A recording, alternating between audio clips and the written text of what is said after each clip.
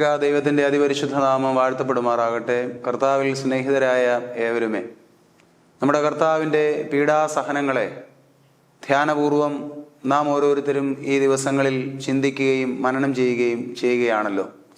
നമ്മുടെ കർത്താവ് ഭാരമേറിയ കുരിശും വഹിച്ചുകൊണ്ട് കാൽവറി മലമുകളിലേക്ക് ഏകനായി യാത്ര ചെയ്യുകയും അവിടെ അവൻ കുരിശിക്കപ്പെടുകയും വേദനകളും പ്രയാസങ്ങളും ഏറെ സഹിക്കുകയും ചെയ്തു. കുരിശിൽ കിടക്കുന്നതാകുന്ന അവസരത്തിൽ നമ്മുടെ കർത്താവ് കുരിശിൽ കിടന്നുകൊണ്ട് മൊഴിഞ്ഞ തിരുവചനങ്ങൾ അത്രയും നമ്മുടെ അനുദിന ജീവിതത്തിൽ നമ്മെ ഏറെ ബലപ്പെടുത്തുന്നതും ശക്തീകരിക്കുന്നതുമാണ്. അല്പനേരത്തെ ചിന്തയ്ക്കും പഠനത്തിനുമായി തിരഞ്ഞെടുക്കുന്നത് നമ്മുടെ കർത്താവ് കുരിശിൽ കിടന്നുകൊണ്ട് ഏറ്റവും അവസാനമായി പറഞ്ഞ തിരുമൊഴിയായ പിതാവേ, എൻ്റെ ആത്മാവിനെ തൃക്കരങ്ങളിൽ ഞാൻ ഭരമേൽപ്പിക്കുന്നു എന്നുള്ള വചനമാണ്. വിശുദ്ധ ലൂക്കോസിൻ്റെ സുവിശേഷം 23-ാം അധ്യായം 46-ാം വാക്യം. പിതാവേ, എൻ്റെ ആത്മാവിനെ തൃക്കരങ്ങളിൽ ഞാൻ ഭരമേൽപ്പിക്കുന്നു. ഓരോ യഹൂദനെ സംബന്ധിച്ചിടത്തോളം രണ്ടു പ്രാർത്ഥനകൾ അവരുടെ ശൈശവപ്രായം മുതലേ അവർ തിരിച്ചറിയുന്നതും അവരുടെ മാതാപിതാക്കളിൽ നിന്ന് അവർ ആർജിച്ചെടുക്കുന്നതുമാണ്. ഒന്നാമതായുള്ള പ്രാർത്ഥന, ഇസ്രായേലെ കേൾക്ക, യഹോവ നിന്റെ ദൈവമാകുന്നു, യഹോവ ഏകൻ തന്നെ. ഏക ദൈവത്തിലുള്ള വിശ്വാസം വളരെ ശൈശവപ്രായം മുതലേ ഒരു യഹൂദനിൽ സന്നിവേശിക്കപ്പെടുന്നുണ്ട്. രണ്ടാമതായുള്ളത് 31-ാം സങ്കീർത്തനം 5-ാമത്തെ വാക്യമാണ്. 31-ാം സങ്കീർത്തനം 5-ാം വാക്യത്തിൽ നാം വായിക്കുന്നത് എൻ്റെ ആത്മാവിനെ തൃക്കരങ്ങളിൽ ഭരമേൽപ്പിക്കുന്നു എന്നുള്ളതാണ്. ഓരോ ദിവസവും കിടന്നുറങ്ങുവാൻ പോകുന്നതിന് മുൻപായി ഓരോ യഹൂദനും നിർബന്ധമായി പ്രാർത്ഥിക്കുന്ന, ദൈവസന്നിധിയിൽ ജീവിതത്തെ തന്നെ സമർപ്പിച്ചുകൊണ്ട് പറയുന്ന വചനങ്ങളാണത്. നമ്മുടെ കർത്താവ് കുരിശിൽ കിടന്നുകൊണ്ട് അതിവേദനപ്പെടുന്നതാകുന്ന സമയത്ത് നമ്മുടെ കർത്താവ് കുരിശിൽ കിടന്നുകൊണ്ട് അവസാനമായി പറഞ്ഞ മൊഴിയും ഈ സങ്കീർത്തന ഭാഗം തന്നെയാണ്. പിതാവേ, എൻ്റെ ആത്മാവിനെ തൃക്കരങ്ങളിൽ ഞാൻ ഭരമേൽപ്പിക്കുന്നു. എന്തുകൊണ്ടാണ് വലിയ വേദനയുടെ പാരമ്യതയിൽ കൂടി കടന്നുപോയ നമ്മുടെ കർത്താവ് കുരിശിൽ കിടന്നുകൊണ്ട് ഇപ്രകാരം തൻ്റെ ആത്മാവിനെ പിതാവാം ദൈവത്തിൽ ഭരമേൽപ്പിക്കുന്നു എന്ന് പ്രാർത്ഥനാ രൂപത്തിൽ പറഞ്ഞത്? പ്രത്യേകമായി 3 കാര്യങ്ങൾ അതിന് പിന്നിലുണ്ട്. ഒന്നാമതായി, കുരിശിൽ അതിവേദനപ്പെടുന്ന നമ്മുടെ കർത്താവിന് പിതാവാം ദൈവത്തിൽ ആഴമായ വിശ്വാസവും ആഴമായ പ്രത്യാശയും ഉണ്ടായിരുന്നു. അതുകൊണ്ട് തന്നെ എൻ്റെ ആത്മാവിനെ നിന്നിൽ ഭരമേൽപ്പിക്കുന്നു എന്ന് പറഞ്ഞത് ആഴമായ പ്രത്യാശയോടെ പറഞ്ഞ വചനം തന്നെയാണ്.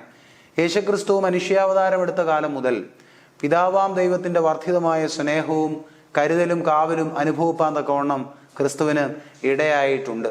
അത് ജീവിത വഴിയിൽ ഉടനീളം ഒരു പ്രകാശമായി ബലമായി പിതാവാം ദൈവത്തിൻ്റെ സാന്നിധ്യം കൂടെയിരുന്നു.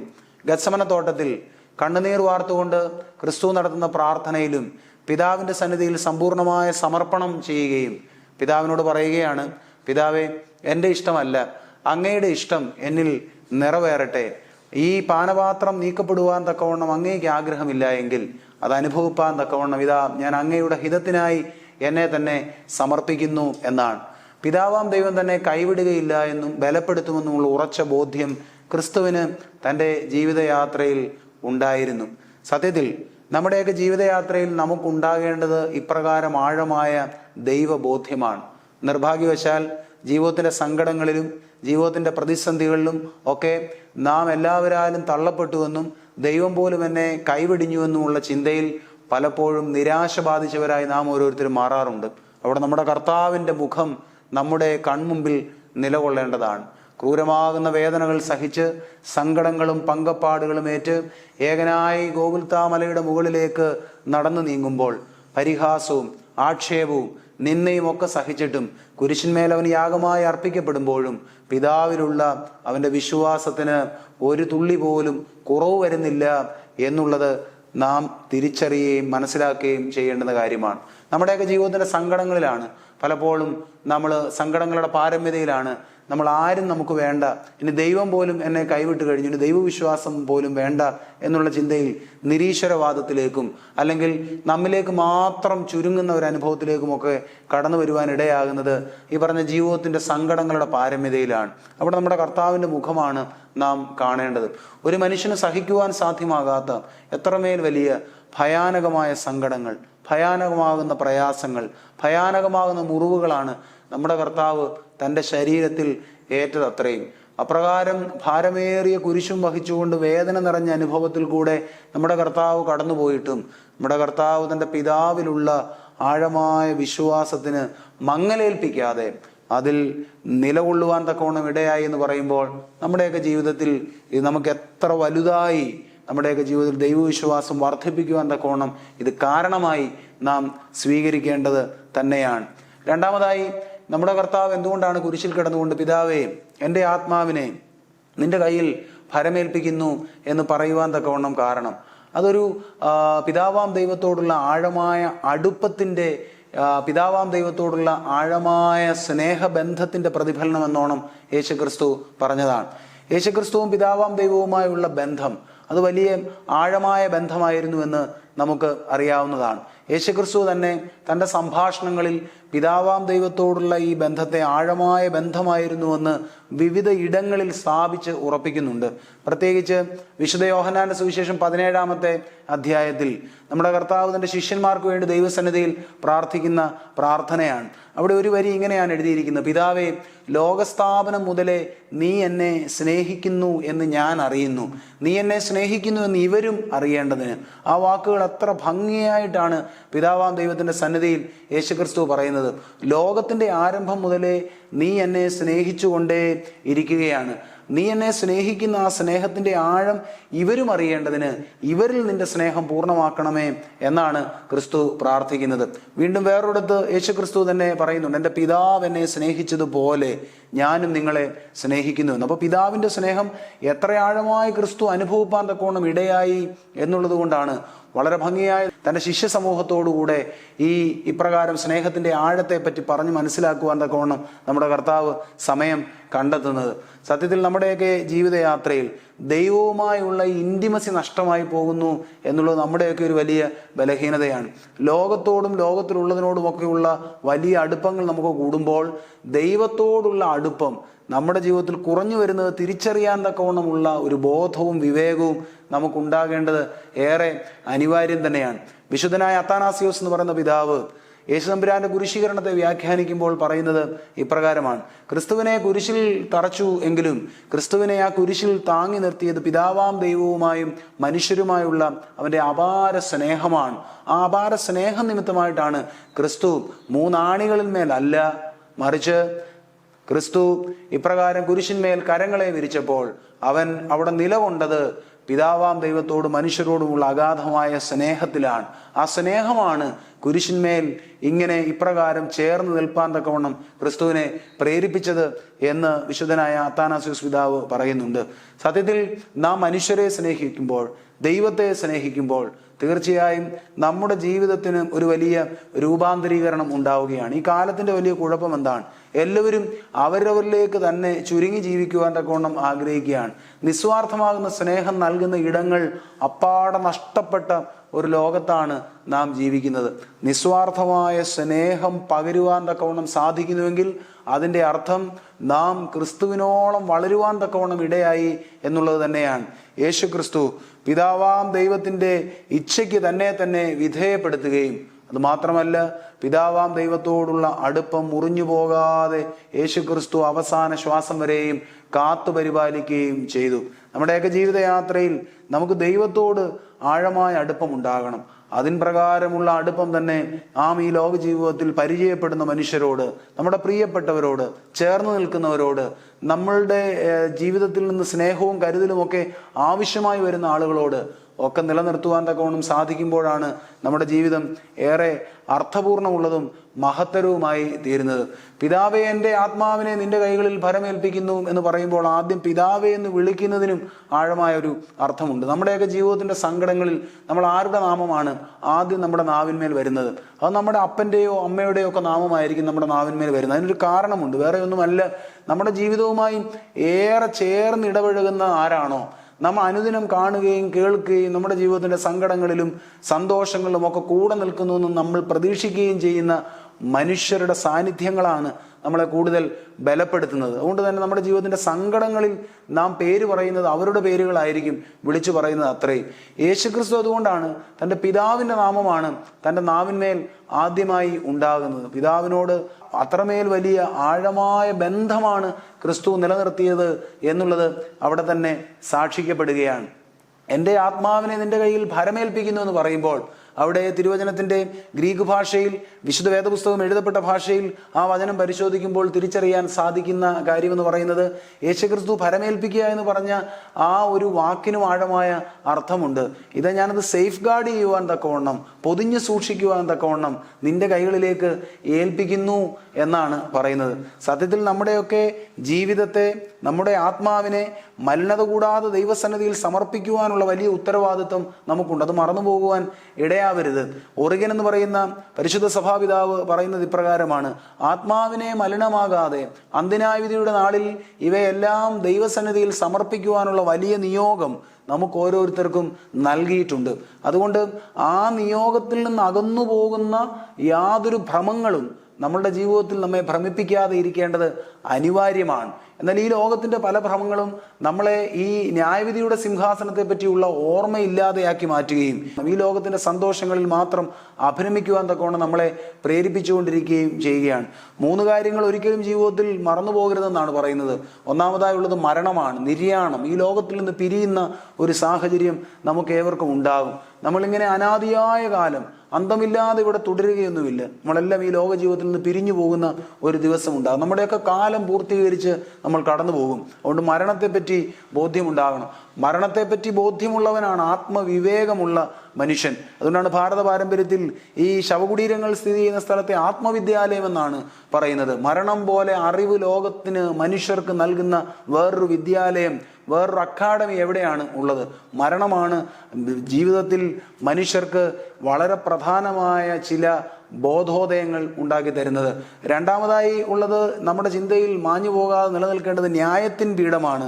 നമ്മൾ ഈ ലോകത്തിൽ നിന്ന് പിരിഞ്ഞാൽ, നമ്മുടെ കാലം പൂർത്തീകരിച്ചാൽ നാം ചെന്നെത്തി നിൽക്കേണ്ടുന്ന ഒരിടമുണ്ട്, ഒരു ന്യായത്തിൻ്റെ പീഠമുണ്ട്. ആ ന്യായത്തിൻ്റെ പീഠത്തിൽ നമ്മുടെ കർത്താവിൻ്റെ കണ്ണുകളിൽ നോക്കി ആത്മവിശ്വാസത്തോടെ നിൽക്കുവാൻ തക്കവണ്ണമുള്ളൊരു ധൈര്യം നമുക്കുണ്ടാകണം. എങ്ങനെയാണ് ആ ധൈര്യം ഉണ്ടാകുന്നത്? അങ്ങനെ ഒരു ആത്മവിശ്വാസത്തോടെ നിൽക്കുവാൻ തക്കവണ്ണമുള്ള ധൈര്യം നമുക്കുണ്ടാകുന്നത്, നാം പരിപൂർണമായി വിമലന്മാരായി ഈ ലോക ജീവിതത്തിൽ വ്യാപരിച്ചു എന്ന് ആർക്കൊക്കെ ഉറപ്പുണ്ടോ അവർക്ക് മാത്രമാണ് അവൻ്റെ കണ്ണുകളിൽ നോക്കി ആത്മവിശ്വാസത്തോടെ നിൽക്കുവാൻ തക്കവണ്ണം ഇടയായി തീരുന്നത്. അപ്പോൾ രണ്ടാമതായി നാം മറന്നുപോകാതെ ഓർക്കേണ്ടത് ന്യായത്തിൻ പീഠമാണ്. മൂന്നാമതായി ഓർക്കേണ്ടത് എന്താണ്? നരകത്തിലെ അതിവേദനകളാണ്. ഈ ലോക ജീവിതം അവസാനിക്കുകയും അഴിഞ്ഞു പോവുകയും ചെയ്യുമ്പോൾ സ്വാഭാവികമായും നാം നിൽക്കേണ്ടി വരുന്നൊരു ന്യായത്തിൻ പീഠമുണ്ട് എന്ന് ഓർമ്മിപ്പിച്ചുവല്ലോ. ഈ ന്യായത്തിൻ പീഠത്തിൽ നിന്ന് നമ്മെ എവിടേക്കാണ് അന്തിമ ഭാഗധേയത്തിനായി അയക്കുന്നത്? അത് സ്വർഗരാജ്യത്തിലെ സന്തോഷത്തിലേക്കാണോ അതോ നരകത്തിലെ അതിവേദനകളിലേക്കാണോ? അത് നാം ഓരോരുത്തരും തന്നെ തിരിച്ചറിയേണ്ടതാണ്. അപ്പോൾ ക്രിസ്തു പിതാവാം ദൈവത്തോടുള്ള ഐക്യം, പിതാവാം ദൈവത്തോടുള്ള അടുപ്പം കുറഞ്ഞു പോകാതെ സൂക്ഷിച്ചു. പിതാവേ എന്ന് വിളിപ്പാൻ തക്കവണ്ണം, ഏത് സങ്കട നിമിഷങ്ങളിലും പിതാവേ എന്ന് വിളിപ്പാൻ തക്കവണ്ണമുള്ള ആഴമായ അടുപ്പം ക്രിസ്തു പിതാവുമായി രൂപപ്പെടുത്തി. നമ്മുടെയൊക്കെ സങ്കടങ്ങളിൽ നമുക്ക് കൂട്ടുവരുവാൻ തക്കവണ്ണം ഈ ലോകത്തിലെ മനുഷ്യരുണ്ടായി എന്ന് വരികയില്ല. നമ്മുടെ സങ്കടങ്ങളിൽ നമുക്ക് കൂട്ടുവരുവാൻ തക്കവണ്ണം നമുക്ക് വേണ്ടി കുരിശിൽ തറയ്ക്കപ്പെട്ട, നമുക്ക് വേണ്ടി കബറടക്കപ്പെട്ട, നമുക്ക് വേണ്ടി ഉത്ഥിതനായ ക്രിസ്തുവാണ് നമ്മോട് ചേർന്ന് നിൽപ്പാൻ ഇടയായി തീരുന്നത്. ആ ഒരു ബോധ്യത്തിൽ ആഴമായ ബന്ധം ക്രിസ്തുവിനോട് നിലനിർത്തുക എന്നുള്ളതും ഏറെ പ്രധാനമാണ്. അതുകൊണ്ട് അന്ത്യന്യായവിധി നാളിൽ നമ്മുടെ ആത്മാവിനെയും ശരീരത്തെയും മലിനപ്പെടുത്താതെ ദൈവസന്നിധിയിൽ സമർപ്പിക്കുവാനുള്ള വലിയ ഉത്തരവാദിത്വം നമ്മെ ഭരമേൽപ്പിച്ചിട്ടുണ്ട് എന്നുള്ളത് നാം മറന്നു പോകരുത്. ഈ ജീവിതത്തിൻ്റെ അഴുക്കുചാലുകളിലെല്ലാം ഇടപെട്ട് നാം നമ്മുടെ ആത്മത്തെ നശിപ്പിച്ചുകൊണ്ടിരിക്കുമ്പോൾ സ്വാഭാവികമായും നാം ചിന്തിക്കേണ്ടുന്നൊരു കാര്യമുണ്ട്. ഇതിനാണോ ദൈവം നിന്നെ തിരഞ്ഞെടുത്തത്? ഇതിനാണോ ദൈവം വലിയ വലിയ ചുമതലകൾ നിനക്ക് നൽകിയത്?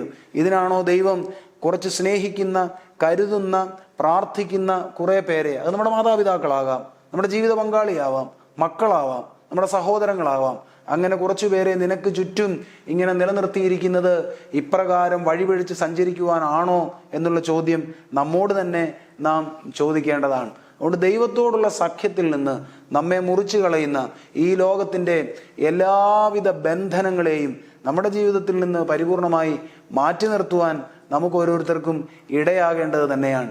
മൂന്നാമതായി, യേശുക്രിസ്തു കുരിശിൽ കിടന്നുകൊണ്ട് പിതാവേ എൻ്റെ ആത്മാവിനെ നിന്റെ കൈകളിൽ ഭരമേൽപ്പിക്കുന്നു എന്ന് പറഞ്ഞപ്പോൾ അത് പരിപൂർണമായ സമർപ്പണത്തിൻ്റെ വചനമായിരുന്നു. പരിപൂർണമായ സമർപ്പണത്തിൻ്റെ വചനം.